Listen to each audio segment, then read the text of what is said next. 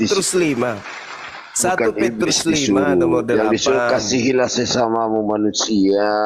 Oh, kalau manusia ya nggak apa-apa, tapi ini masalahnya musuh yang harus dikasihi gitu loh. Aduh. Hendaklah kalian waspada, sebab Inilah kalau iblis adalah abangnya. musuhmu. Nah, Susah ini kalau abangnya Yesus ini. iblis adalah musuhmu. Itu dalil. Terus di sisi lain, Juma ini kan kasihilah abangnya. musuhmu. Kan gitu. Juma ini kan abangnya Yesus. Si Hendy adiknya Yesus. Aneh parah ini. Sadarlah, berjaga-jagalah. Musuhmu adalah iblis. Al-Quran juga ajaran kasih juga, Bang. Nah, artinya kamu harus diminta untuk mengasihi si iblis kan?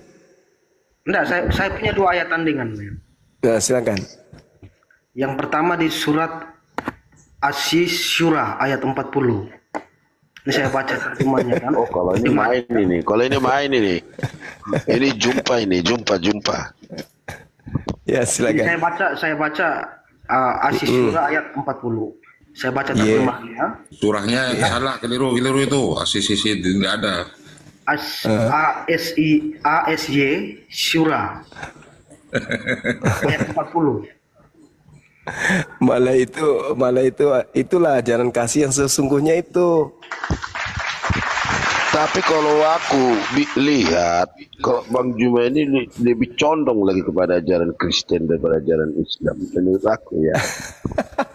Tapi entahlah ya. Tadi saudara kita itu membawa Al-Quran surah Asy-Syura ayat 40. Justru itulah intinya ajaran kasih.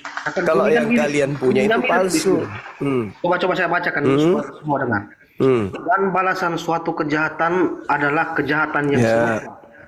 Maka barang siapa memaafkan dan berbuat baik, maka pahalanya atas tanggungan Allah. Sungguhnya dia itu memaafkan.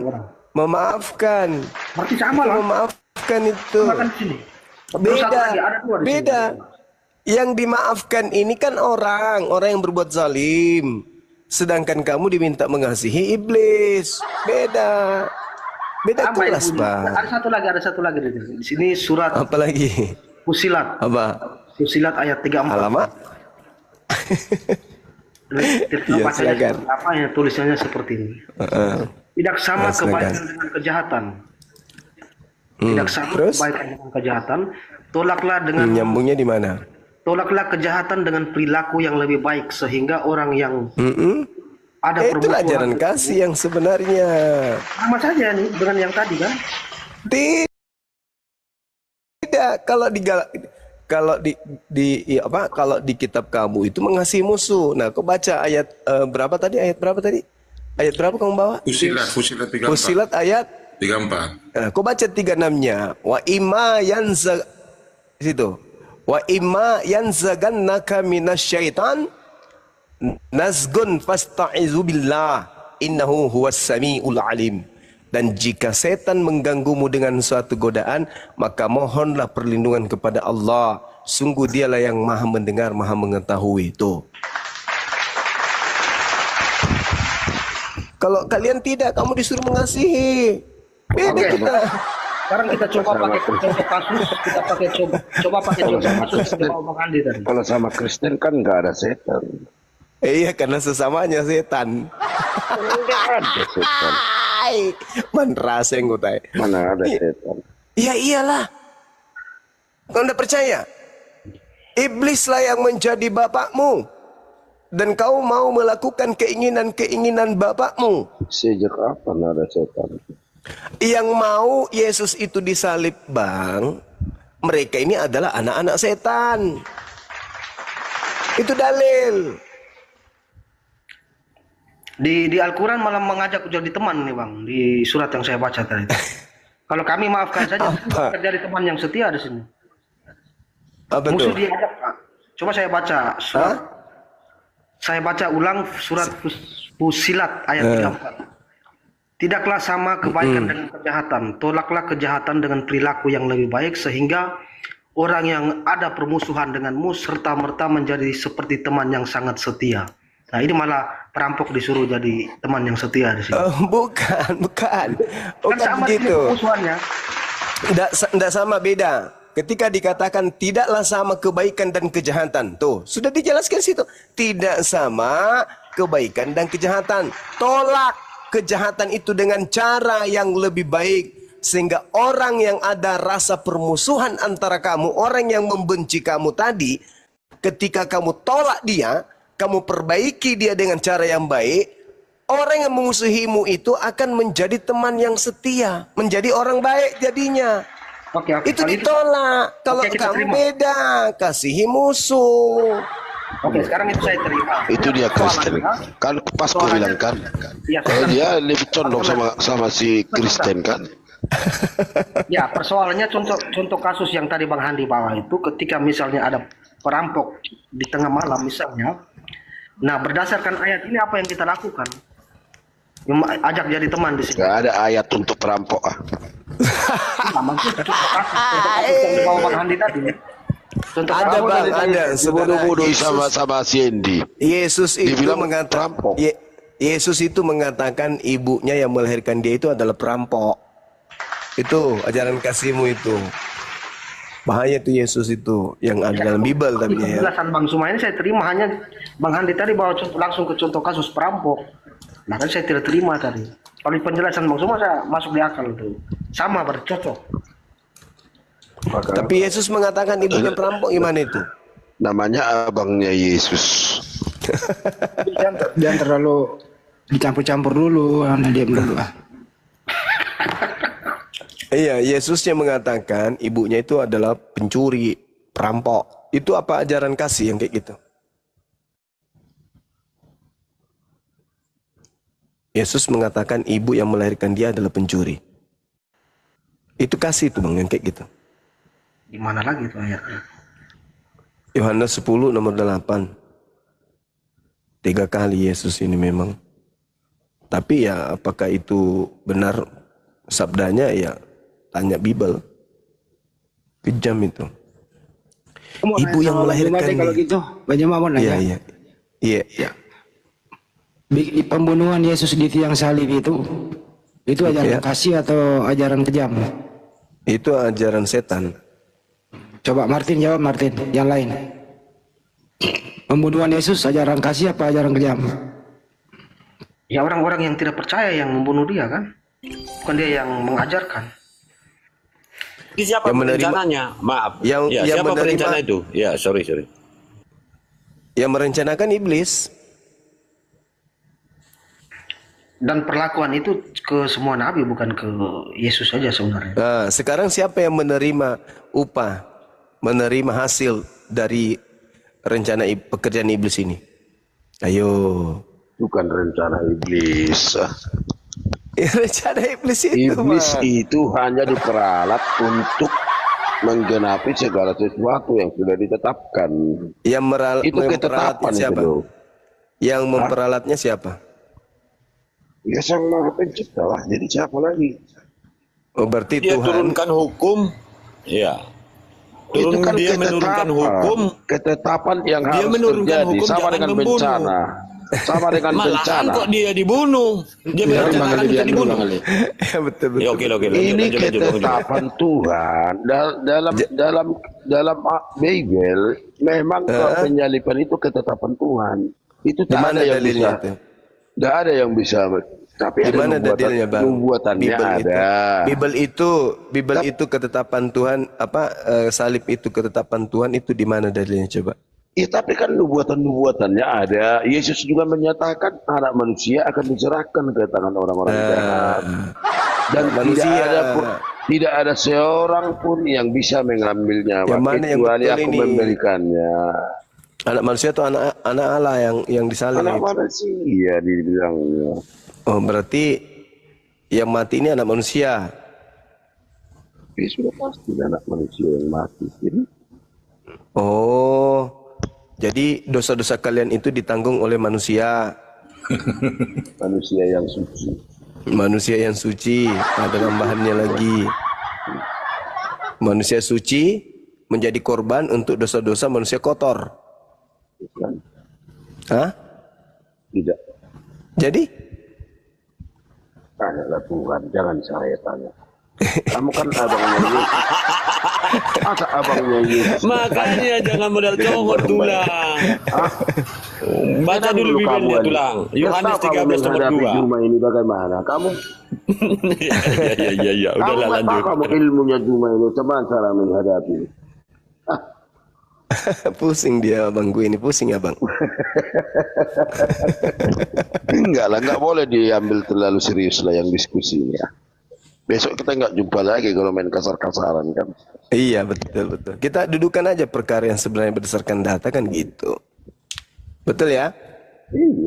Iya harus itu. Tapi kan kalau menurut pengetahuan saya itu ketetapan. Jadi kalau ada Abang Juma menyatakan kalau itu rencana iblis, ya sudah. Berarti kan ada perbedaan sikap politik. Itu aja udah cukup.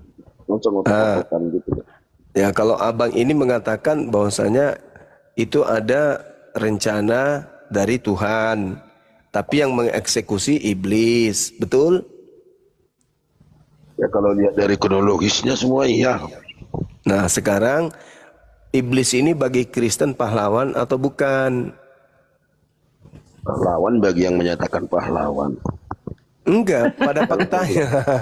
Pada faktanya secara kalau saya bilang itu bentuk kekuasaan Tuhan, tak ada yang mustahil bagi Tuhan. Maka semuanya yang tidak bisa dipikirkan manusia, maka Tuhan bisa melakukannya. Itu. Jadi jangan bingung kita di situ. Artinya Yesus mati dalam upaya iblis untuk membunuhnya itu berhasil. Hasil daripada upaya iblis ini, orang Kristen dosanya ditebus. Dalam hal ini, secara menyeluruh, Kristen diselamatkan dari dosa-dosanya berkat upaya iblis.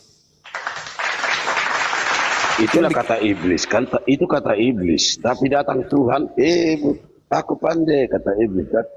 Datang Tuhan, bodoh kau kuperalat kau nggak tahu kau katanya.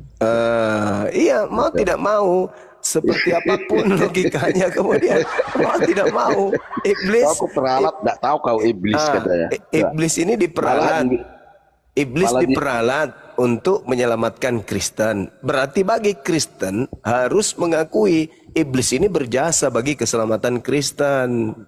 Kata iblis kan, kata iblis itu kan. Iya. Tapi kata Tuhan, bodoh kali kau, nggak tahu kau kuperalat kau, nggak sadar kau katanya sampai itu. Iya, artinya Tuhan, Tuhan memperalat iblis untuk menyelamatkan Kristen, kan begitu. Tapi datang iblis, gore katanya gini, di tangan kan. Bodoh kali kau kuperalat kan nggak sadar. Iya, itu menurut Anda, itu menurut saudara, itu menurut saudara. Tapi pada intinya penyaliban itu adalah upaya iblis. Kan gitu.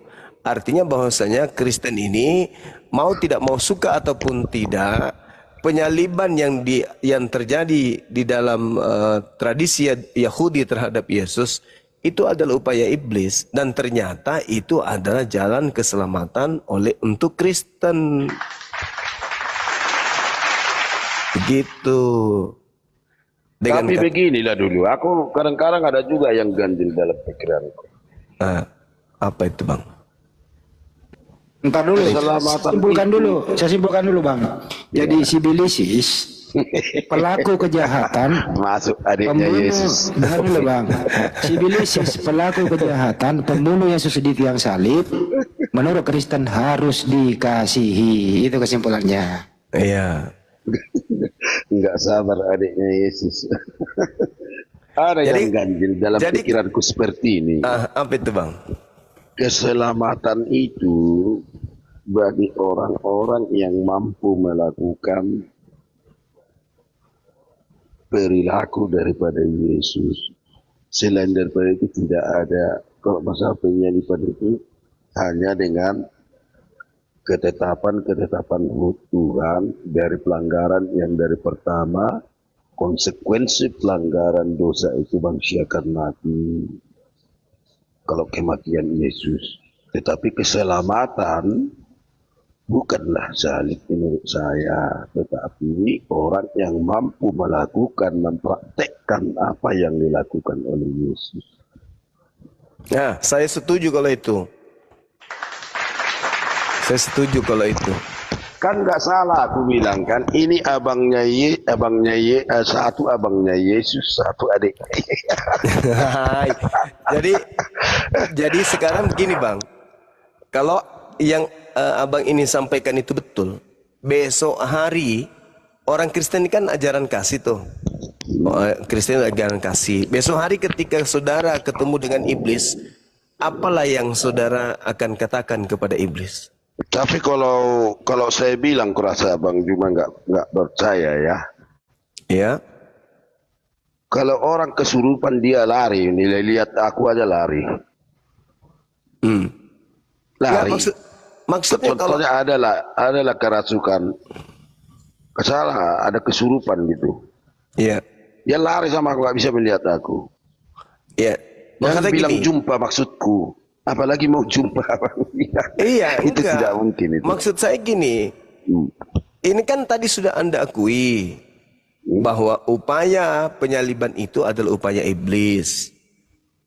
Sehingga Anda mengatakan Tuhan yang mengibulin iblisnya, artinya Tuhan menipu si iblis, kan gitu. Sehingga iblis menganggap perbuatannya itu jahat, ternyata kebaikan yang didatangkan, yaitu keselamatan bagi orang Kristen. Nah, Anda ketika bertemu dengan iblis, apa yang Anda katakan?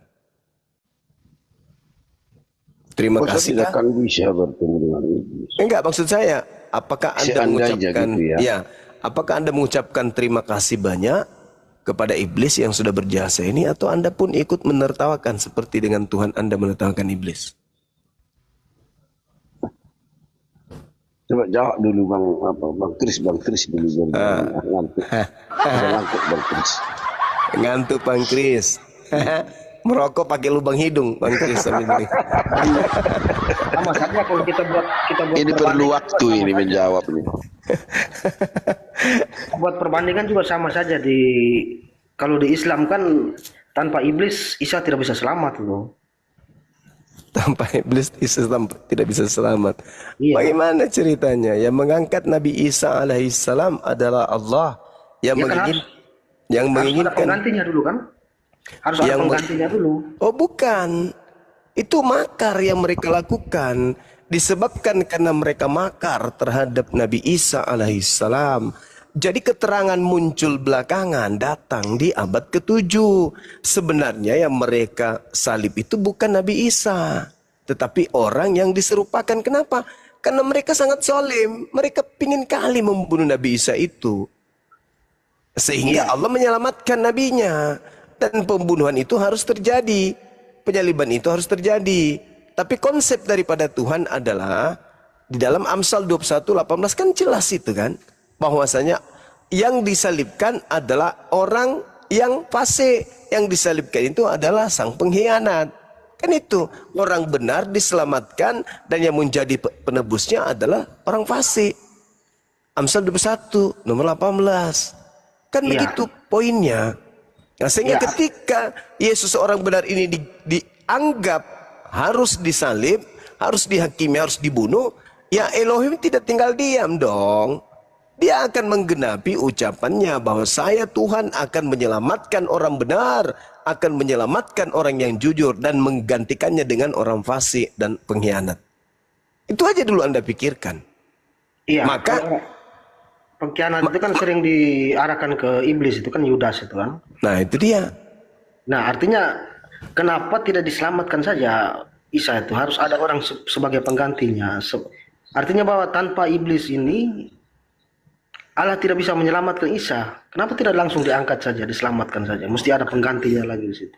Oh, Al-Quran menarasikan bahwasanya orang-orang yang datang pada masa itu, kenapa kemudian Allah memberikan satu keadaan kepada mereka?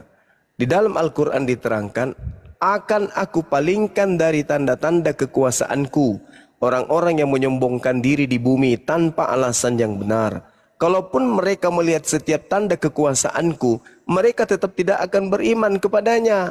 Dan jika mereka melihat jalan yang membawa kepada petunjuk keselamatan, mereka tidak akan menempuhnya.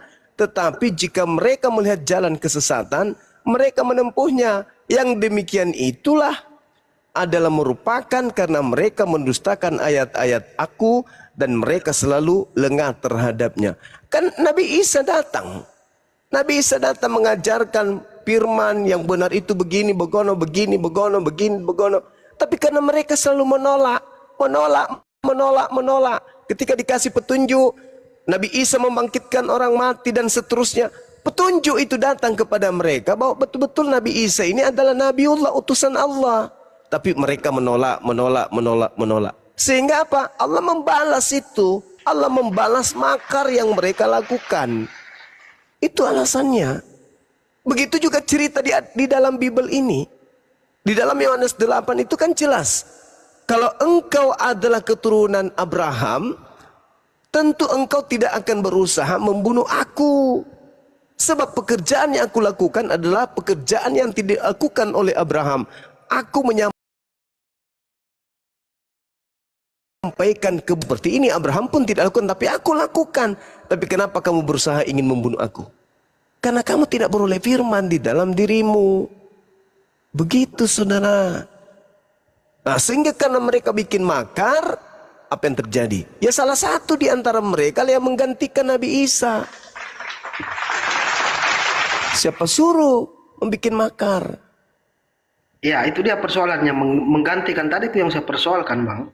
Kenapa harus ada pengganti? Tidak bisakah Allah itu menyelamatkan saja? Kenapa harus ada lagi yang diserupakan seperti masalahnya Anda itu mengoreksi Al-Quran seakan-akan Al-Quran itu berdiri sendiri.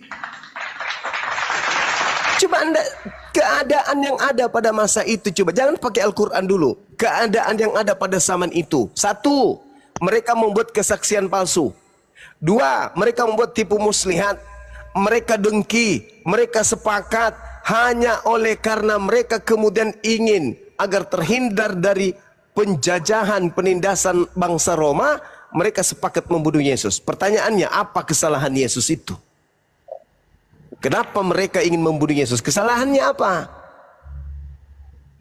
Mereka berkongko-kongko. Intinya mereka ingin membunuh Yesus. Allah membalas kemudian makar mereka. Makanya salah yang kalian bawa itu bahwasanya kasihilah musuhmu. Itu enggak ada. Allah sangat benci kepada pelaku maksiat. Allah sangat murka kepada orang jahat. Enggak ada itu. Kecuali mereka bertaubat. Tapi ini bukan lagi main-main. Bukan hanya sekedar menolak Nabi Isa. Enggak. Mereka betul-betul ingin membunuhnya. Benar-benar mereka ini beringas. Maka Allah kemudian membalas makar mereka itu. Seperti itu saudara. Jadi Al-Quran itu tidak berdiri sendiri. Kenapa Allah tidak bisa? Karena orang yang ada pada zaman itu adalah memang betul-betul tegar tengkuk. Yesus itu benar-benar luar biasa perjuangannya. Tapi mereka juga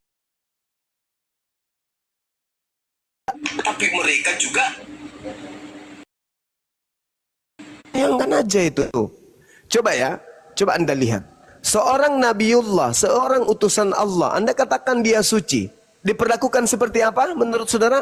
Ditampar, diludahin, diseret, apalagi ditelanjangin, apalagi ditonjok, apalagi masih ada penghinaan. Apakah Tuhan pencipta langit dan bumi menginginkan itu terjadi terhadap orang suci yang diutusnya tanpa ayah? Lahir dengan keadaan suci dari rohnya, dari kalimatnya. Allah ingin membiarkan seperti itu. Sedangkan yang ada pada saat itu adalah orang-orang jahat. Bukan hanya jahat seperti apa. Di Indonesia, Bung, sejahat-jahatnya penjahat, para petugas tidak meludahi mereka. Bahkan kalau ada petugas meludahi penjahat yang sudah ditangkap, maka petugasnya itu bisa diproses. Menampar, petugas bisa diproses. Apalagi menelanjangi, petugas bisa diproses.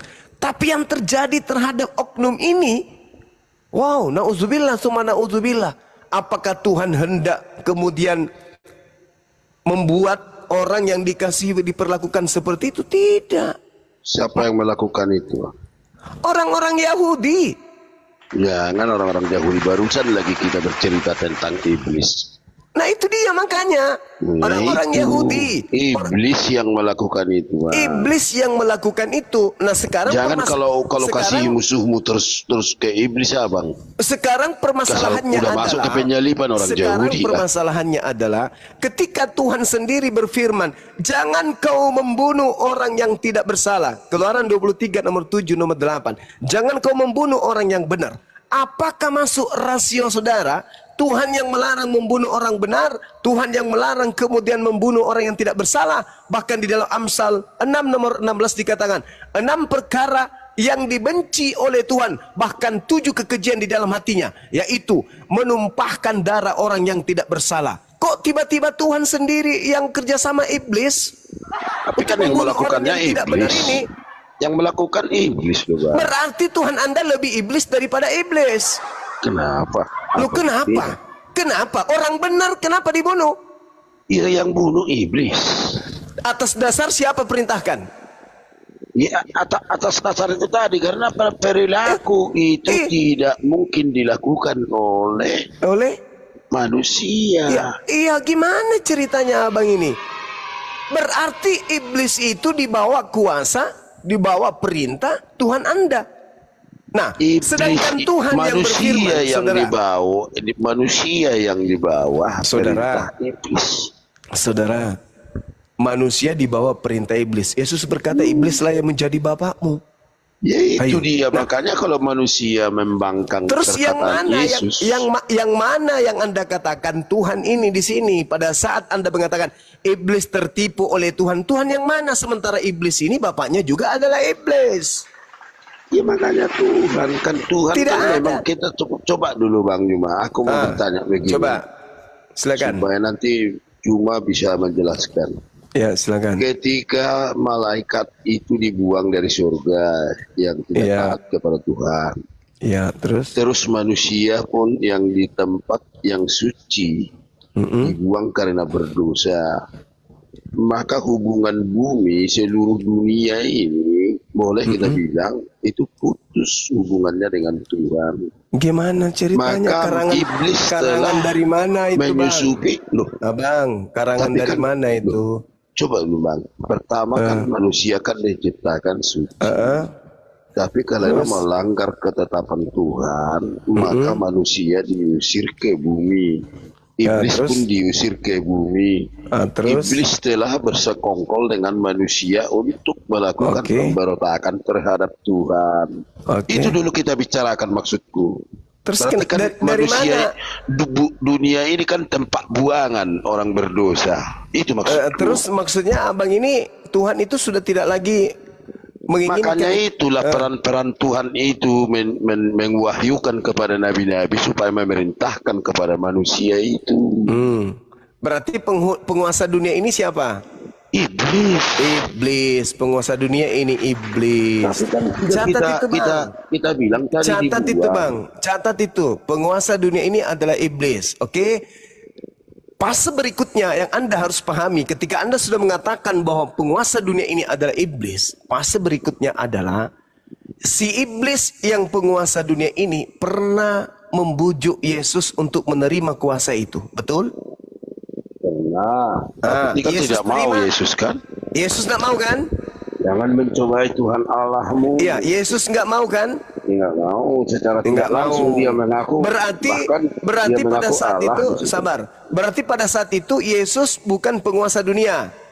Bukan. Lalu siapa yang keluar dari kubur berkata kepadaku telah diberi kuasa di dunia? Iya kan setelah selesai semua, setelah selesai tugasnya semua. Mulai silat lidah. Kenapa Bang? Kan ada dibilang.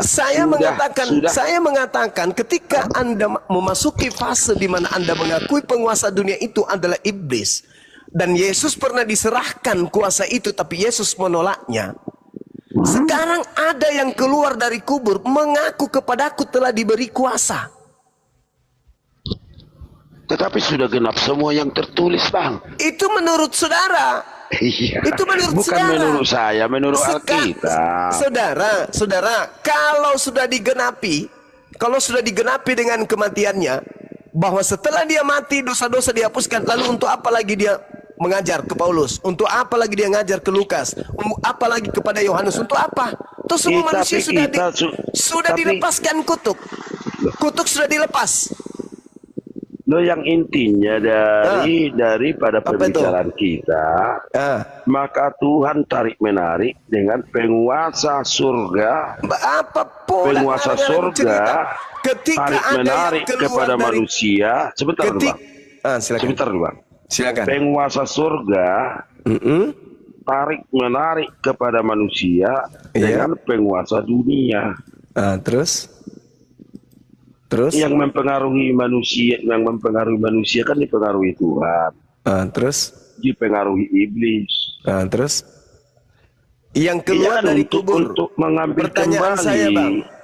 Pertanyaan saya, yang keluar dari kubur ini yang mengaku diberi kuasa. Tadi kalau tadi Yesus menolak. Tapi yang keluar dari kubur ini menerima. Iya, tapi kan itu kan siapa ini yang keluar dari kubur? Iya, Yesus. Berarti Yesus sudah menerima kuasa dari iblis. Kan sudah, bukan Bang. Loh. Gimana? Aku nggak pandai buka ayat. Itulah sebabnya ada ayat yang menyatakan mulutku bagaikan pedang dua mata. Pedang dua mata. Wah. Itu loh ada, cuma aku nggak bisa buka kan. Bukan itu menyatakan kan firman Tuhan yang telah diberitakan oleh pemberi firman Tuhan. Jadi kan sekarang kan dunia kan dikuasai oleh Tuhan kembali. Makanya manusia itu supaya berpihak kepada Tuhan, tidak berpihak kepada iblis. Gimana Bang? Coba kita sharing lah. Saudara, gimana coba? Anda mengakui bahwa iblis penguasa dunia. Ya. Nah, setelah kemudian Yesus dicobai di Lukas 4 nomor 6, Yesus menolak, tidak mau menerima kuasa dari iblis. Di data nomor 13-nya dikatakan, setelah iblis mencobai Yesus, iblis mundur dari Yesus sambil menunggu waktu yang tepat. Itu kan ceritanya. Nah, iya. Tapi tunggu dulu Bang, sebelum dilanjutkan. Kan tidak ada ditulis di situ menunggu waktu yang tepat. Ada saudara. Nomor 13-nya di Lukas 4 nomor 6 nomor 13 itu, iblis mundur dari Yesus dan menunggu waktu yang baik. Sekarang permasalahannya adalah ketika ada 2 pilihan, ada 3 pilihan, ada 4 pilihan.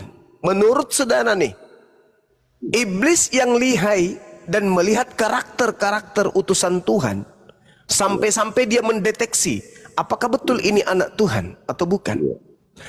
Maka iblis memilih oknum Yesus itu ada alasannya, bukan? Karena Yesus itu memiliki pengaruh besar. Nama dia itu memiliki pengaruh besar. Kalau iblis menggunakan nama Yesus, maka iblis akan berhasil menyesatkan banyak orang. Tapi kalau dia menggunakan namanya si Cuplis, namanya si Tukul, namanya Panjol, namanya Marten, siapa yang mau berpengaruh? Akulah Marten yang kawannya. Siapa yang mau goyang imannya? Tapi kalau nama Yesus yang dibawa, maka dia akan mendapatkan separuh dari penduduk bumi ini. Bukan hanya Yesus saja Bang, tapi kita uji kan, ketika gereja pun dipengaruhi oleh iblis juga. Banyak pendeta yang berdosa, banyak juga yang pekerja gereja yang berdosa, dan juga masjid, termasuk petinggi-petinggi di masjid, banyak juga yang berdosa. Jadi memang santapan iblis itu adalah orang-orang yang terpenting. Dosa apa apalagi yang di dalam lakukan? agama. Abang, dosa apa yang mereka lakukan? Coba contoh yang ambil dilakukan satu. sama seorang di masjid. Nggak usah lah kita, nggak usah kita. Satu contoh misalnya, contoh misalnya apa? Mereka menganggap korupsi. dirinya, mereka selalu meninggikan. Kita bilang begini aja lah, biar simpel. Mereka yang meninggikan dirinya, yang mengandalkan pengetahuannya untuk melakukan sesuatu menurut kehendaknya. Tidak usah kita bahas masalah itu. Tapi kalau menurut saya, bukan hanya Tuhan Yesus, memang targetnya iblis itu orang-orang penting. Yang berkedudukan, yang dihormati, itu target daripada iblis. Tapi itu teori yang tidak terpraktekkan karena tapi itu nyata, Bang. Sabar dulu, Bang. Sabar. Itu teori yang tidak terpraktekkan. Kenapa? Karena iblis pada saat ada pilihan. Di situ ada Yohanes Pembaptis. Di situ ada kemudian Andreas, di situ ada Yakobus, di situ ada Yusuf dan seterusnya. Dia memilih siapa? Memilih Yesus. Karena Yesus ini memiliki pengaruh yang sangat besar. Makanya di dalam Lukas 4 itu Yesus yang dicoba. Kalau Yesus bisa nunduk berserah diri kepada iblis, maka Yesus akan menjadi tangan kanan iblis untuk menjual iblis kemana-mana. Itu dulu yang Anda harus pahami. Nah, ketika dikatakan dia menunggu waktu yang baik, upaya yang dilakukan kemudian adalah merasuki Yudas, merasuki imam kepala, merasuki mahkamah agama. Maka mereka kemudian melakukan tipu muslihat sampai Gubernur Pilatus mengatakan mereka menyerahkan Yesus karena dengki. Nah, ketika upaya iblis langkah pertama ini kemudian berhasil mempengaruhi orang-orang untuk membenci Yesus, apa yang mereka lakukan? Mereka berusaha membunuh Yesus. Berhasil tidak? Saya katakan tidak berhasil. Ketika tidak berhasil membunuh Yesus, apakah iblis pensiun? Apakah iblis putus asa? Oh tidak. Ternyata ketika Nabi Isa atau Yesus diangkat ke langit, penggantinya ini disetting kemudian oleh iblis agar dianggap Yesus. Makanya Yesus mengatakan, waspadalah kepada penyesat yang datang kepadamu dengan memakai namaku dan berkata, akulah Kristus. Dia akan menyesatkan banyak orang. Makanya tadi saya sabar, Bang. Makanya tadi saya bertanya kepada saudara, siapa yang keluar dari kubur ini? Ia mengatakan, kepada aku telah diberi kuasa. Dari mana kuasa yang diperolehnya? Nah, dari mana? Dari mana? Dari mana kuasa yang diperoleh orang yang keluar dari kubur ini? Ketika dikatakan kepadaku telah diberi kuasa, pergilah ke seluruh dunia, jadikanlah seluruh bangsa menjadi pengikutku. Ini yang merasuki mayat ini siapa?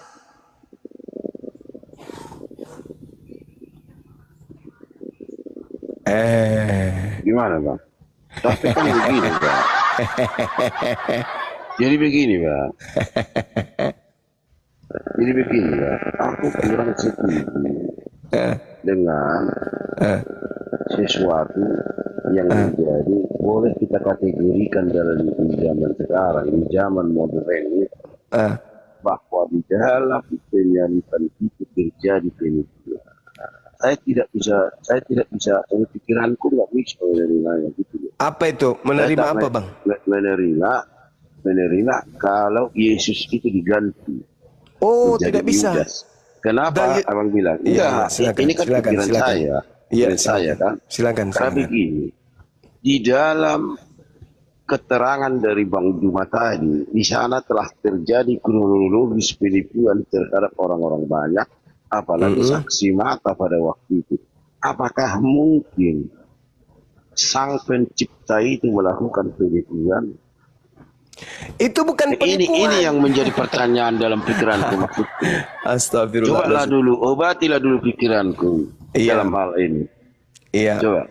Baik. Saya begitu, ke situ larinya. Tidak mungkin sang Maha Pencipta itu melakukan penipuan. Baik. Untuk merencanakan rencananya yang baik kepada manusia. Coba obatnya Bang Ladi. Kurang. Oke. Aku momen percaya itu. Baik, Bang. Saya sederhanakan begini. Ketika kemudian kita lihat di dalam Kisah Para Rasul 2 nomor 31 sampai 33, Karena itu ia telah melihat ke depan dan telah berbicara tentang kebangkitan Mesias. Ketika ia mengatakan bahwa dia tidak ditinggalkan di dalam dunia orang mati dan bahwa dagingnya tidak mengalami kebinasaan. Itu siapa itu, Bang? Itu dulu. Kutanya dulu. Itu siapa yang diceritakan itu dalam Kisah Para Rasul nomor 31 itu? Nomor 32-nya. Yesus inilah yang dibangkitkan oleh Allah. Dan tentang hal itu kami semua adalah saksi. Nomor 33. Dan sesudah ia ditinggikan oleh tangan kanan Allah dan menerima Roh Kudus yang dijanjikan itu, maka dicurahkannya apa yang kamu lihat dan dengar di sini. Saya ulang dari nomor 31. Karena itu ia telah melihat ke depan dan telah berbicara tentang kebangkitan Mesias ketika ia mengatakan bahwa dia tidak ditinggalkan di dalam dunia orang mati. Ingat, dia tidak ditinggalkan di dunia orang mati. Dan bahwa dagingnya tidak mengalami kematian. Yesus inilah yang dibangkitkan Allah, dan tentang hal itu kami semua adalah saksi. Dan sesudah ia ditinggikan oleh tangan kanan Allah dan menerima Roh Kudus yang dijanjikan itu, maka dicurahkannya apa yang kamu lihat dan dengar di sini. Bandingkan dengan Yohanes 8 nomor 28 yang akan saya bacakan kepada saudara. Maka kata Yesus, apabila kamu telah meninggikan anak manusia, apabila kamu telah meninggikan anak manusia, bukan Elohim yang meninggikan anak manusia, tapi kamu meninggikan anak manusia, barulah kamu tahu bahwa akulah dia, dan bahwa aku tidak berbuat apa-apa dari diriku sendiri, tetapi aku berbicara tentang hal-hal sebagaimana diajarkan Bapa kepadaku. Saya ulang lagi, sekali lagi. Maka kata Yesus, apabila kamu telah meninggikan anak manusia, artinya orang-orang Yahudi meninggikan anak manusia, barulah kamu tahu bahwa akulah dia. Barulah kamu tahu bahwa akulah Mesias yang kalian tunggu-tunggu. Tetapi kamu berusaha untuk membunuhku. Tetapi ketika engkau meninggikan anak manusia yang bukan aku itu, baru kau tahu bahwa sebenarnya akulah yang Mesias. Tapi sudah terlambat. Aku harus pergi kepada Bapakku. Kenapa? Karena tangan kanan Bapakku yang mengangkat aku ke langit. Bedakan saudara, orang yang ditinggikan oleh manusia dan orang yang ditinggikan oleh Elohim.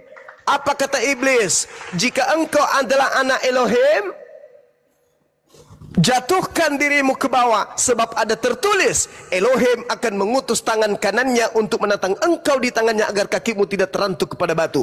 Kata Yesus di dalam Kisah Para Rasul 2 nomor 31 sampai 33. Karena itu ia telah melihat ke depan dan telah berbicara tentang kebangkitan Mesias. Ketika ia mengatakan bahwa dia tidak ditinggalkan di dalam dunia orang mati dan bahwa dagingnya tidak mengalami kematian. Yesus inilah yang dibangkitkan Elohim, diangkat oleh Elohim. Tentang hal itu kami semua adalah saksi. Dan sesudah ia ditinggikan oleh tangan kanan Elohim, maksudnya malaikatnya Elohim, utusan Elohim, meninggikan si Yesus, dan mereka semua menerima Roh Kudus yang dijanjikan itu, maka dicurahkannya apa yang kamu lihat dan dengar di sini. Jadi jelas, kalau Anda melihat Yohanes 8 dari nomor 21 sampai nomor 59, jelas di situ yang ditinggikan adalah manusia dan yang meninggikannya adalah manusia. Sedangkan Yesus di dalam Kisah Para Rasul 2:31 dinaikkan, dalam bahasa Yunani anestemi, bukan bangkit tapi dinaikkan. Cuman terjemahan di situ dituliskan dibangkitkan. Padahal dinaikkan. Jadi terjemahan yang sebenarnya adalah, karena itulah ia telah melihat ke depan dan telah berbicara tentang kenaikan Mesias. Ketika ia mengatakan bahwa dia tidak ditinggalkan di dunia orang mati dan bahwa dagingnya tidak mengalami kematian, Yesus inilah yang dinaikkan. Dalam bahasa Yunaninya jelas anestemi, dinaikkan. Kalau dibangkitkan itu dalam bahasa Yunani, dinaikkan itu zau dalam bahasa Yunani baru dikatakan dibangkitkan. Tapi kalau dia menggunakan anestemi, itu artinya dinaikkan atau diangkat ke langit. Ini perlu. Makanya kalau orang Kristen ini butuh guru untuk mengajarkan kalian Bible, undang Bang Suma. Yesus itu ya, Yesus. Ya, yang diangkat, yang dinaikkan oleh Elohim, oleh tangan kanan Elohim itu Yesus. Makanya dalam Kisah Para Rasul 2 nomor 31, dia dinaikkan, anastemi, bukan dibangkitkan, bukan zao, bukan. Dia tidak ditinggalkan di kuburan, dia tidak ditinggalkan di dunia orang mati. Dagingnya tidak mengalami maut, dagingnya tidak binasa. Di data 33 nomor Kisah Para Rasul 2 ini, beliau ditinggikan oleh tangan kanan Allah, bukan oleh tangan tentara Romawi. Yes, maka benarlah kata Al-Quran bahwa Allah mengangkat Nabi Isa alaihi salam. Sedangkan yang kalian sembah adalah dia yang ditinggikan oleh tangan Romawi, bukan tangan kanan Elohim. Dalil juga ya. Iya, harus. Dalil itu. Nah, coba saya lanjut sedikit. Di data nomor 24-nya, nomor 34-nya di Kisah Para Rasul itu. Sebab bukan Daud yang naik ke surga. Malahan Daud sendiri yang berkata, Tuhan telah berfirman kepada Tuanku. Sebab bukan Daud yang naik ke surga. Malahan Daud sendiri yang berkata, Tuhan telah berfirman kepada Tuanku. Apa artinya tuh? Artinya Yesus yang adalah Tuannya Yesus, menurutnya Tuhan telah berfirman kepada Yesus untuk menyelamatkan Yesus. Coba Anda baca dalam Markus 12 nomor 36. Daud sendiri oleh pimpinan Roh Kudus berkata, Tuhan telah berfirman kepada Tuanku, duduklah di sebelah kananku sampai musuh-musuhmu ku taruh di bawah kakimu. Iya. Nah, siapa tuannya Yesus? Tuannya Daud. Yesus kan? Yesus diangkat kemudian duduk di sebelah kanan Tuhan untuk menyaksikan pembalasan terhadap musuh-musuhnya Yesus. Ini dalil. Makanya kami ini umat Islam kok pingin kali orang Kristen ini Yesus itu mati. Oh ternyata orang Kristen ini takut masuk neraka. Berarti, tapi Kristen ini gemar melakukan dosa. Yesus tidak mati gitu ya? Enggak mengalami kematian. Enggak mengalami kematian. Yes. Tapi kan bisa masuk kategori. Karena kan yang menyebut dia tidak ditinggalkan. Dia tidak ditinggalkan di orang maksud saya begini, Bang. Segala sesuatu yang lahir dari roh tidak akan mengalami kematian. Memang ada ayatnya itu. Ada ayatnya. Dagingnya tidak akan mengalami kematian. Dagingnya Yesus yang tidak mengalami kematian. Kisah Para Rasul 2 nomor 31. Sedangkan yang Anda sembah itu pernah jadi mayat. Itu juga.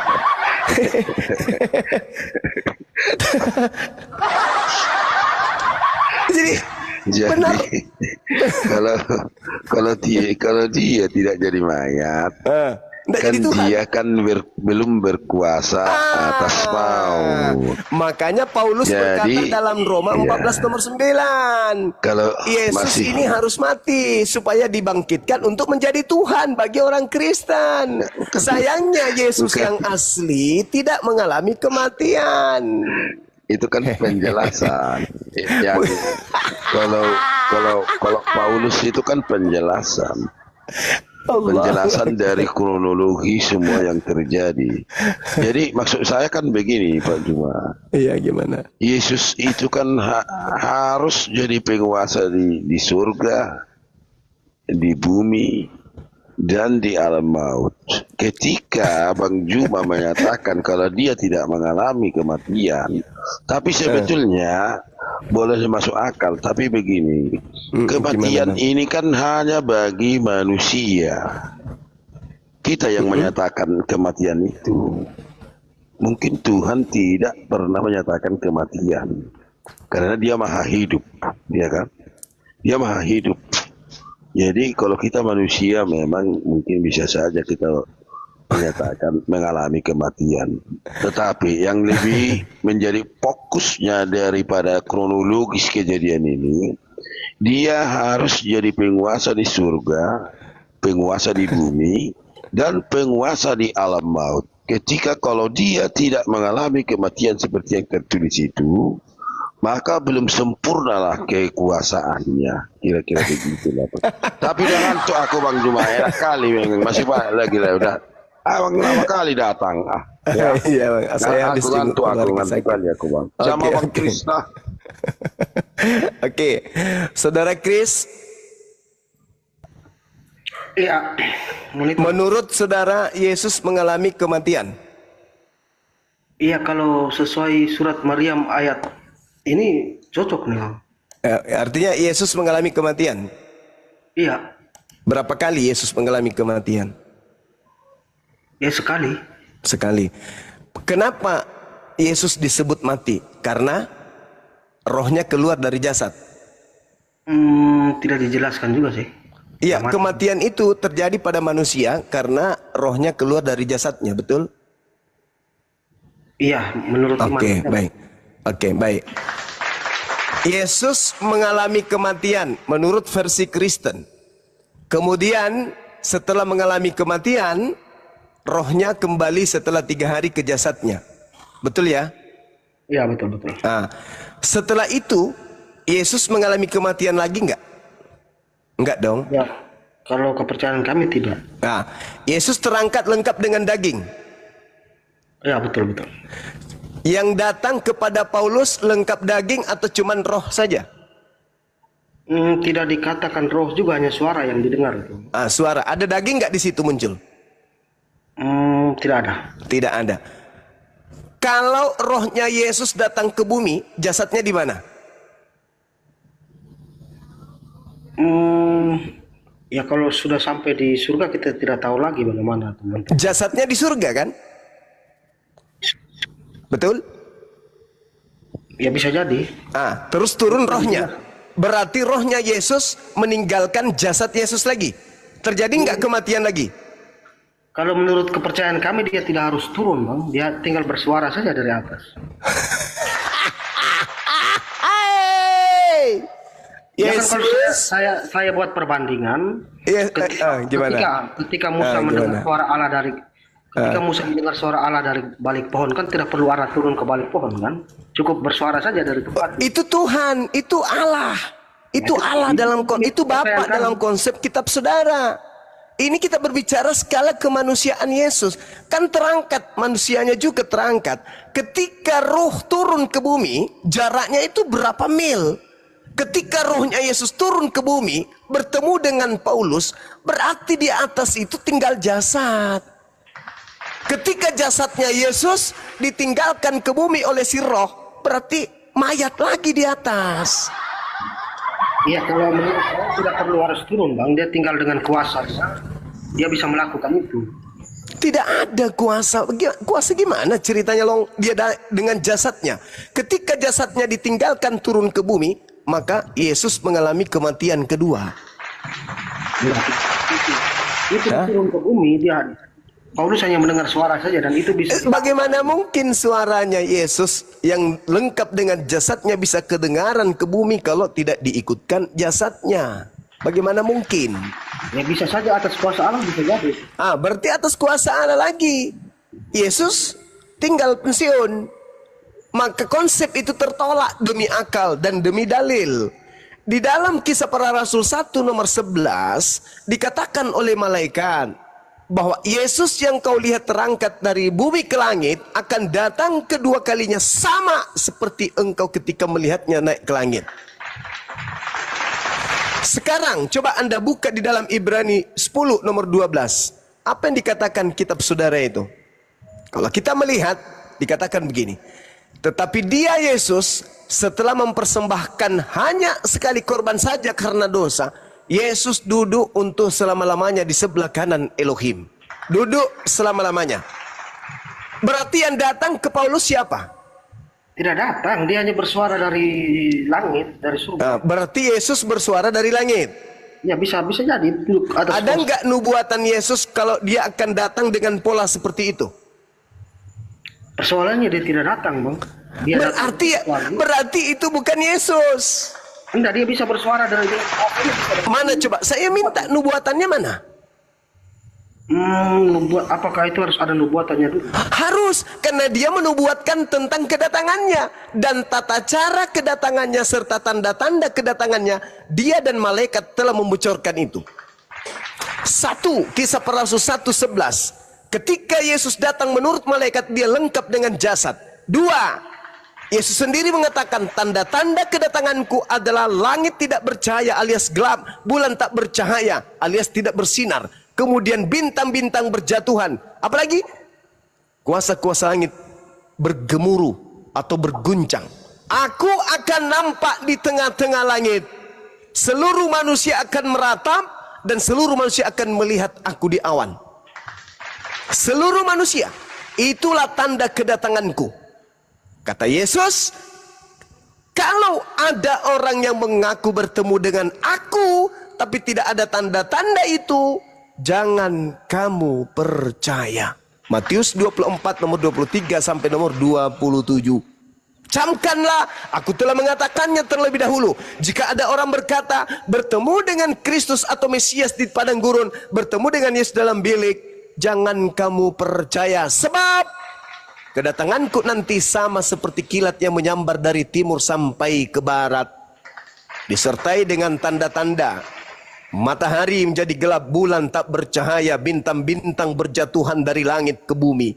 Kemudian kuasa-kuasa langit berguncang. Aku akan nampak di tengah langit, seluruh manusia akan menatap aku, melihat aku, dan seluruh manusia akan meratap. Apakah itu sudah terjadi? Belum terjadi. Berarti yang datang kepada Paulus, yang keluar dari kubur tadi, yang saya katakan bukan Yesus, karena Yesus tidak mengalami dagingnya kematian, dan Yesus tidak dibiarkan di dunia orang mati, maka yang muncul keluar dari kubur jelas bukan Yesus, melainkan si bilis Isis. Itulah yang dinubuatkan Yesus. Waspadalah kepada penyesat iblis yang datang kepadamu dengan memakai namaku Yesus dan berkata akulah Kristus. Jangan kamu percaya, sebab dia akan menyesatkan banyak orang. Matius 24 nomor 4, nomor 5, nomor 23, 24, 25, 26, 27, 29 sampai 30. Oke,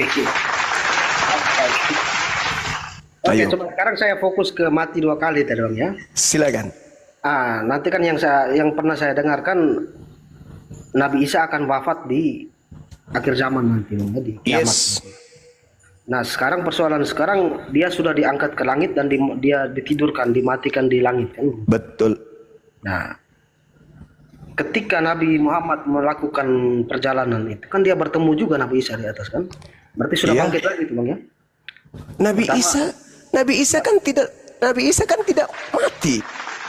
Terus dia ngapain sekarang di langit? Ya, wallahu alam. Mana kita tahu, kita di dunia dia di langit. Mana bisa kita tahu? Orang di Jakarta aja saya nggak tahu mereka ngapain. Ya, itu dia berarti sama. Kan katanya dia dimatikan di langit, ditidurkan di langit. Terus maksudnya itu diistirahatkan dari urusan duniawi. Al-Quran surah Al-An'am ayat 60. Dan dialah yang menidurkan kamu. Tidur di situ kata wafat juga. Iya, berarti mati kan? Wafat itu tidur itu bukan mati. Wafat gitu. Kalau mati itu, saudara, dikatakan misalnya dalam surah Al-Quran Al-Ankabut ayat 57, kullu nafsin zaikatul maut. Kalau sudah dikatakan maut, itu berarti mati. Tapi ini dikatakan wafat, yatawaffakum billail, ditidurkan pada malam hari. Berarti wafat yang ada dalam surah Maryam itu ditidurkan, diistirahatkan. Aduh. Makanya sulit orang Kristen itu mau memahami Quran kalau hanya modal terjemahan, sulit. Wafat. Iya, wafat itu diartikan juga tidur. Dalilnya Al-Quran surah Al-An'am wafat itu tidur, Al-An'am ayat 60. Berarti sebentar Bang Suma wafat dulu nih sebentar. Yes, betul. Kita mati kecil. Sudah mati kecil lagi. Kalau mati besar itu ya sudah meninggal, roh sudah nggak balik lagi ke jasad. Yang dialami oleh yang kamu sembah. Sedangkan Yesus jelas di dalam Kisah Para Rasul 2, dagingnya tidak mengalami kematian. Dalil itu, Bang. Repot kalau definisinya kita beda-beda ini. Berarti Iya, semua penonton di bawah makanya dudukkan perkara itu pakai dalil, perkaranya pakai dalil, pakai akal. Makanya nasihat Nabi kami mengatakan jangan kau menolak Bible, jangan kau tolak, tapi jangan juga kau terima. Apa hikmahnya?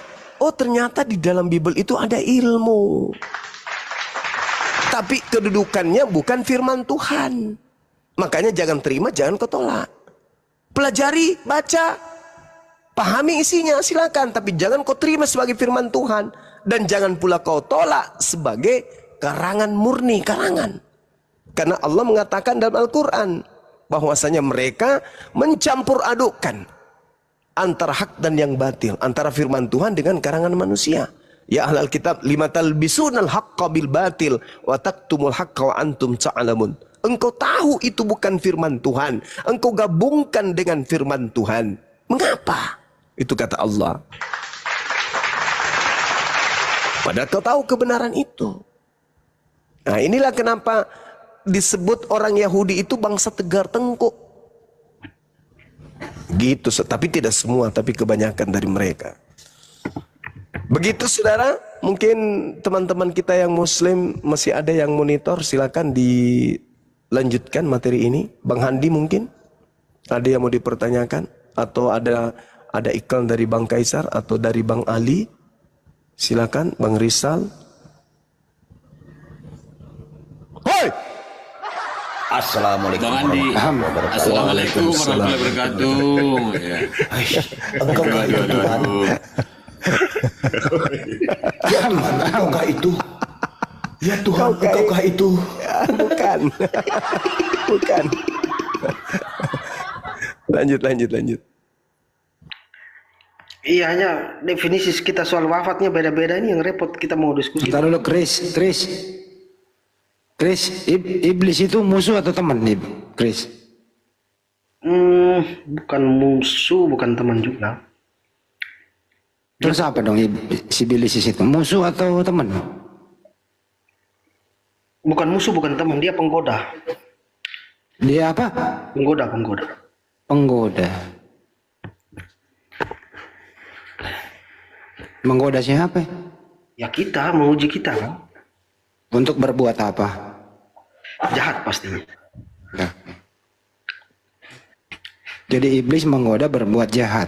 Artinya musuh atau teman itu? Saya tidak bisa katakan musuh juga. Baik atau tidak itu? Tidak baik pastinya. Tidak baik. Jadi iblis ini kerjanya tidak baik, betul? Ya, menggoda untuk berbuat jahat. Artinya iblis menggoda tentara Romawi membunuh siapa? Yesus. Artinya Yesus mati di tiang salib itu akibat digoda oleh si iblis pelakunya, betul? Sibilisis. Ya, betul. Tugasnya seperti itu kan dari zamannya Adam itu. Memang dia ciptakan untuk itu. Artinya si iblis berhasil mempengaruhi.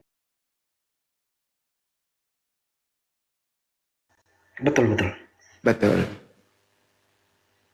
Siapa yang mempergunakan atau siapa yang memanfaatkan atas perbuatan si iblis ini? Memanfaatkan apa nih? Atas kematian orang yang di tiang salib itu. Yang kita tahu itu dia sudah bangkit, Bang, bukan dia mati terus.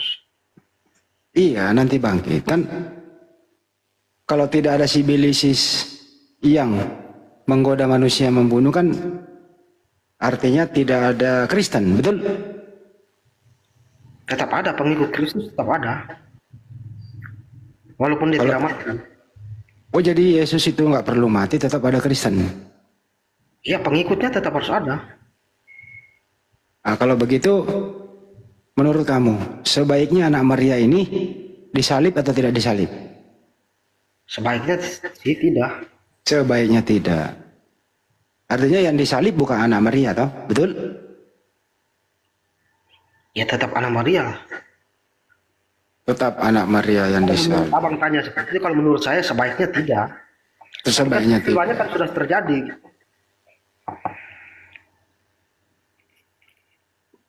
Tujuan dari ini semua apa sih, Chris? Tujuan Yesus disalib. Ya, kalau menurut Paulus menebus dari kutuk hukum Taurat. Dengan jalan? Menjadi kutuk. Siapa yang terkutuk itu? Bukan terkutuk, menjadi kutuk. Menjadi kutuk? Contoh nih, kamu menjadi kaya. Kamu kaya nggak? Ya kaya. Ya. Kalau ada orang menjadi kutuk, dia terkutuk nggak?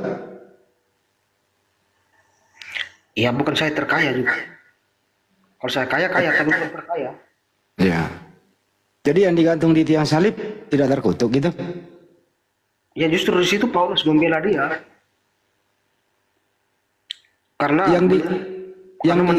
yang digantung di tiang salib itu terkutuk atau tidak? Terkutuk menurut kitab sebelumnya yang dikutip oleh Paulus kan. Kemudian di situ Paulus mengatakan bahwa Yesus ini digantung bukan karena dia berbuat dosa, tetapi dia menanggung dosa kita. Artinya Paulus membela dia di situ. Apakah orang yang digantung di tiang salib terkutuk? Kalau menurut kitab sebelumnya terkutuk. Terkutuk. Apakah Yesus digantung di tiang salib? Betul. Betul. Terkutukkah dia? Tetapi kita tahu dia siapa. Dia digantung karena apa. Iya, terkutuk dulu apa enggak, baru tujuannya apa kan gitu. Ya tapi ceritanya kan beda dengan orang-orang yang berbuat jahat dengan setimpal dengan hukuman itu dengan ceritanya Yesus, kan kita tahu itu. Saya ulang kembali, orang yang digantung di tiang salib terkutuk enggak? Terkutuk menurut kita. Oke, Yesus digantung enggak di tiang salib? Digantung. Ya, terkutuk enggak itu? Ya menurut kitab itu terkutuk. Terkutuk. Boleh nggak mengutuk orang yang tidak bersalah? Ya justru di situ Paulus membela dia. Saya ulang kembali, boleh nggak mengutuk orang yang tidak bersalah? Ya persoalan dari ayat itu yang mengutuk dia, Bang. Atau saya permudah. Yang dikutuk oleh Tuhan itu orang bersalah atau orang baik?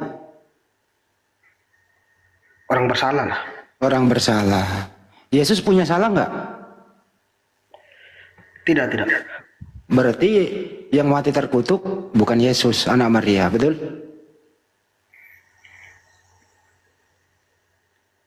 Betul? Menurut kepercayaan kami dia yang meninggal. Saya ulang kembali, saya menurin 2 langkah. Anaknya Maria punya salah nggak? Tidak. Boleh nggak mengutuk anak Maria yang tidak punya salah? Ya persoalan siapa yang mengutuk dia? Saya ulang kembali nih. Slow, Tin. Lu tetap jadi orang Kristen, cuman saya pengen kamu jujur, Dek. Kamu itu adik saya, adikku lo yang paling aku sayangi kau ini malam, bener dah. Kita kembali berakal dikit. Anaknya Bunda Maria itu mulia, suci, tanpa dosa, tidak punya salah, betul? Sepakat. Sesuai perintah Tuhan, boleh nggak mengutuk orang seperti itu? Tidak boleh. Tidak boleh. Berarti anaknya Maria tidak patut untuk dikutuk, betul? Betul sekali. Betul sekali. Jadi yang dikutuk di tiang salib itu adalah orang fasik, pengkhianat. Betul? Tidak seperti itu pemahamannya. Pemahamannya begitu tadi kan Anda udah berdasarkan Galatia 3 itu kan tidak ada, Paulus tidak mengutuk dia di situ. Coba kita ke ulangan dulu deh. Ulangan 21, 22, 23. Yang dikutuk oleh Elohim itu orang bersalah atau tidak? Ya betul, itu pasti betul itu. Orang bersalah. Kita ke perjanjian baru. Yesus itu anaknya Maria, orang bersalah atau tidak bersalah? Tidak bersalah. Boleh nggak membunuh orang yang tidak bersalah? Tidak boleh. Tidak boleh. Yang mati di tiang salib itu orang bersalah atau orang tidak bersalah? Benar, orang benar. Yang digantung di tiang salib itu orang bersalah atau tidak bersalah? Tidak bersalah, orang Tidak benar. bersalah. Saya ulang ya. Orang yang mati di tiang salib itu yang dikutuk orang bersalah atau tidak bersalah? Tidak bersalah. Tidak bersalah. Berarti bukan anak Maria karena anak Maria tidak bersalah. Betul? Hanya persoalan pertanyaan saya tadi, Bang, siapa yang mengutuk dia di situ? Yang mengutuk dia kan iblis tadi. Yang mana? Udah. Sebenarnya kamu ini udah masuk akal sih. Cuman tinggal sedikit dicungkil dikit, tek, di saklarnya digeser dikit, tek, udah kamu pasti berakal. Itu intinya di sana. Kaisar silakan. Tinggal dipoles dikit deh Kaisar. Ini semuanya nih anak si Martin ini. Tinggal dikit lagi gitu loh. Semoga berakal gitu aja sih. Iya, hanya ayat yang mengatakan ada yang mengutuk dia itu di mana? Tidak ada. Paulus tidak mengutuk dia di sana di ayat itu. Di Galatia. Iya kan dikatakan di situ manusia terkutuk di tiang salib kan. Iya, itu kan dia mengutip dari, kan faktanya bahwa dia tahu Yesus ini sudah disalibkan. Nah, jadi Berarti dia orang fasik dong kan? Enggak, berdasarkan Yang harus kebiasaan. mati digantung di kayu salib itu kan orang fasik. Enggak begitu pengertiannya, Bang. Jadi kebiasaan Paulus ini kan tahu Iya, bahwa kebiasaan. Yesus ini sudah disalib. Jadi berdasarkan ajaran di kitab sebelumnya bahwa orang yang digantung itu dikatakan terkutuk.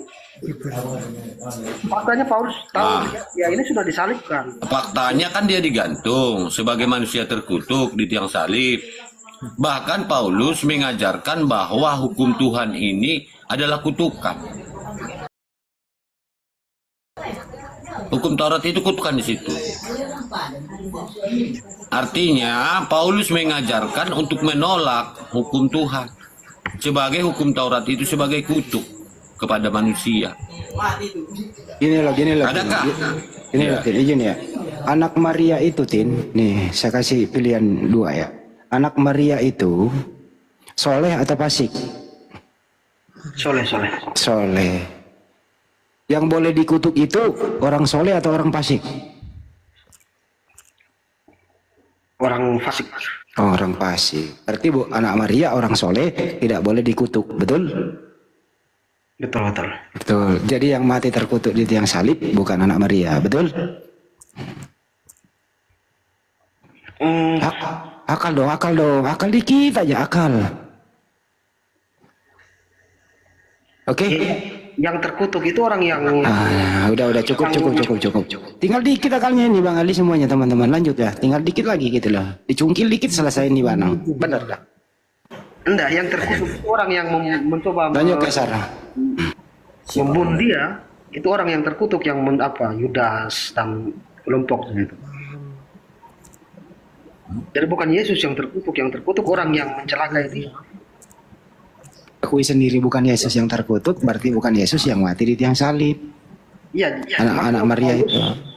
Udah cukup. Sebenarnya kau Martin, kamu udah jujur, cuman kamu belum terbuka kejujuran di sini. Tinggal dikit lagi gitu loh. Jujur aja, berakal dikit. Tetap kau jadi orang Kristen kok nggak apa-apa. Yang penting kau jujur gitu loh. Yes. Gitu loh bro. Kita sepakat nggak kita memuliakan anaknya Maria bareng-bareng di sini ya? Kita bareng-bareng di ruangan ini nih, di room ini. Kita memuliakan anaknya Bunda Maria. Sepakat? Sepakat. Martin, sepakat? Ya, sepakat. Sepakat. Nah, iya Kita bareng-bareng di sini sepakat tidak mengutuk anaknya Bunda Maria. Sepakat? Sepakat. Sepakat? Sepakat. Martin, sepakat? Sepakat. Sepakat. Kita sepakat di sini bareng-bareng bahwa yang terkutuk adalah orang fasik. Sepakat? Sepakat. Artinya kita sepakat di sini yang mati terkutuk di tiang salib bukan anaknya Maria. Sepakat? Martin? Sepakat saya. Sepakat. Terima kasih. Lanjut. Martin, kira-kira sepakat nggak? Oh, yang Yang terakhir dikutuk tidak. Kalau yang Oh, terakhir aduh. Lagi katanya.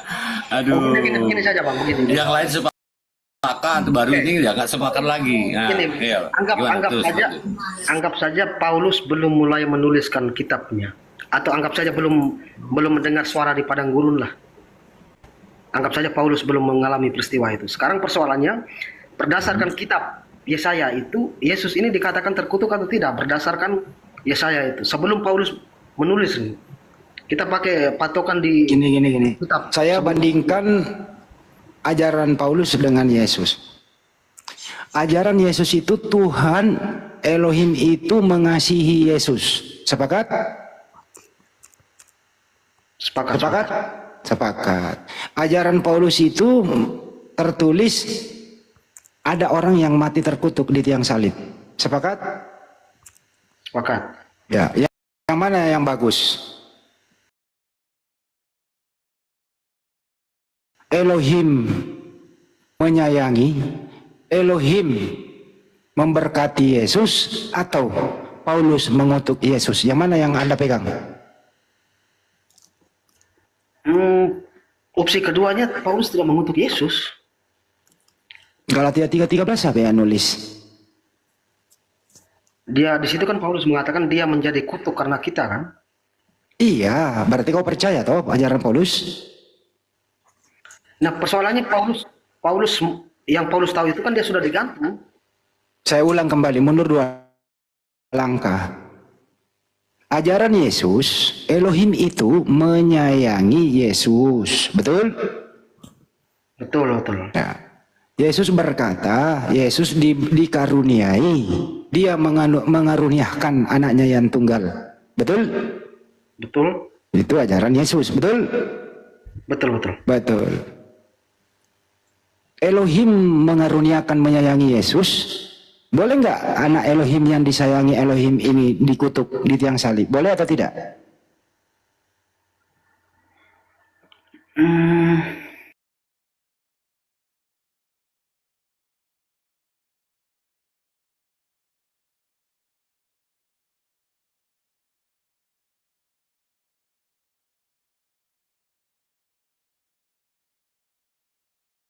Ya, boleh mengutuk orang yang soleh, orang yang taat, orang yang mulia, seperti anaknya Bunda Maria. Tidak boleh dia dibunuh dan dikutuk. Sepakat? Sepakat. Martin sepakat? Martin sepakat? Larangan tidak bolehnya di mana? Larangan tidak boleh bahwa seorang utusan Allah itu tidak boleh di. Ulangan 23 nomor 7, tidak boleh membunuh orang yang tidak bersalah.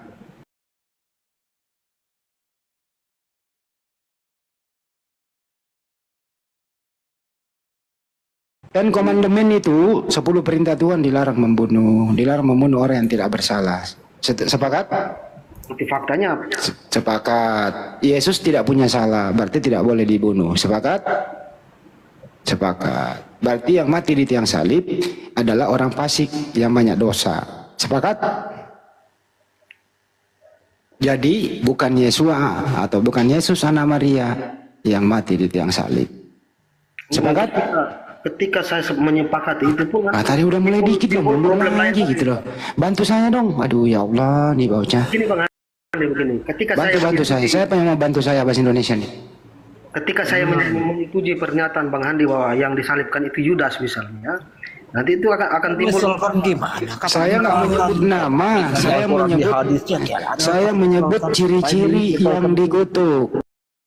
Ya, ciri-ciri. Saya nggak menyebut nama, gitu ya. Jadi jangan menyebut nama dulu. Ada pengganti. Saya nggak ngomong sama kamu.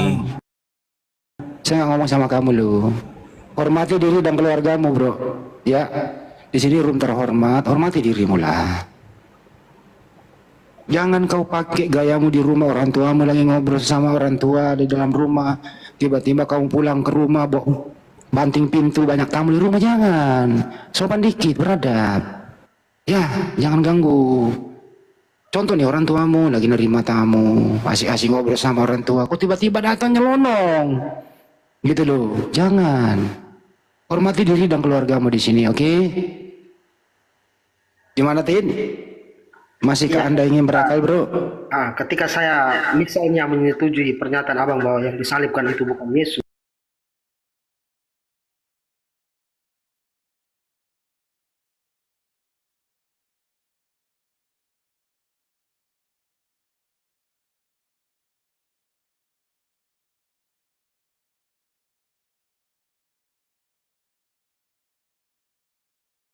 sehingga kamu ingin membunuh saya, kan begitu ya?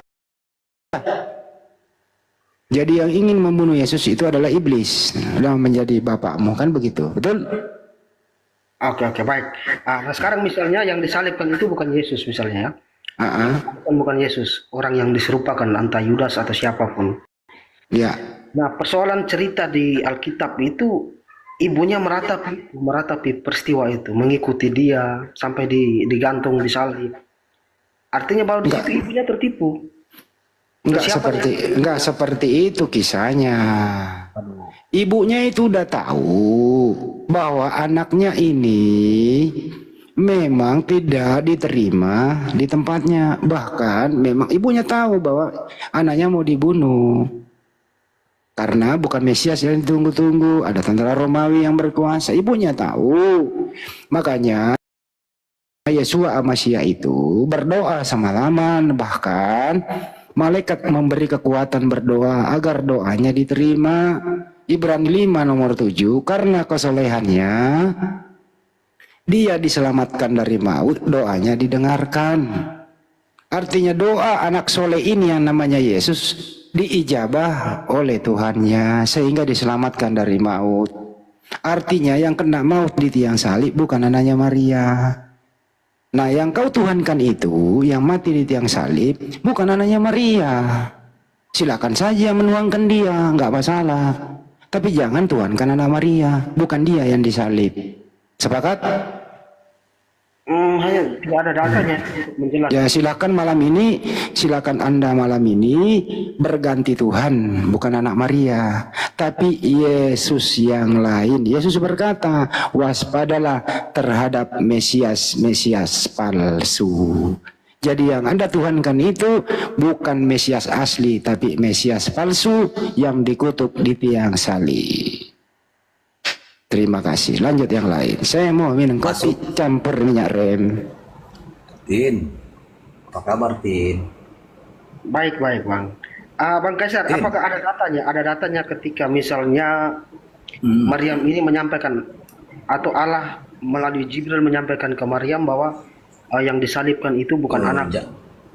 Jangan melebar ke situ dulu, Tin. Aku mau membawa kau di 1 Korintus 15:15, Tin. Itu ajaran siapa, Tin? Ajaran Paulus toh. 15:15. Di sini Paulus saja membantah konsep penyaliban, Tin. 1 Korintus berapa tadi? 15 dan 15. Baca Tin keras-keras.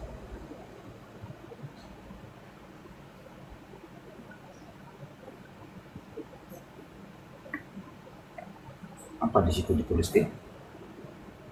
Lebih daripada itu kami ternyata berdusta terhadap Allah. Karena tentang dia kami katakan bahwa ia telah membangkitkan Kristus. Padahal ia tidak membangkitkannya. Kalau andaikan kata benar bahwa orang mati tidak dibangkitkan. Di sini pemahamanmu bagaimana itu membacanya itu, Tin? Sebentar. PR buatmu ini, Tin. Ya mungkin Bang Ibrani dulu, saya sambil baca-baca. Ibrani masuk angin, Tin. Kenapa lagi? Bang Ibrani monitor di apa dulu? Lanjutkan. Sebenarnya Pak Martin ini sedikit lagi digeser dikit saklarnya berakal dia. Dikit lagi. Baca, Tin, dan pahami dengan hikmat, dengan rendah hati 1 Korintus 15:15. Lebih daripada itu, kami ternyata berdusta terhadap Allah, karena tentang dia kami katakan bahwa ia telah membangkitkan Yesus, padahal ia tidak membangkitkannya. Sudah. Kalau andai kata benar bahwa orang mati tidak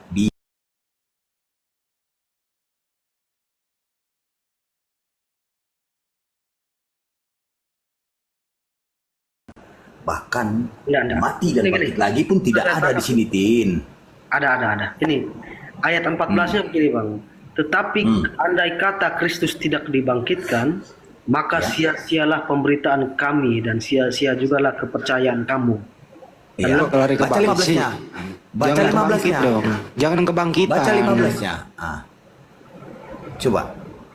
Jangan kau 14 aja kau baca, 15-nya ini. Ya, artinya ini 15 ini kan kelanjutan dari 14 ya, Bang. Kan ke 14 ya. Nah, 14 itu bercerita tentang kebohongan dan 15 ini bercerita tentang 14 kebohongannya. Ini kan dia bilang andai kata Kristus tidak bangkit. Artinya kalau seandainya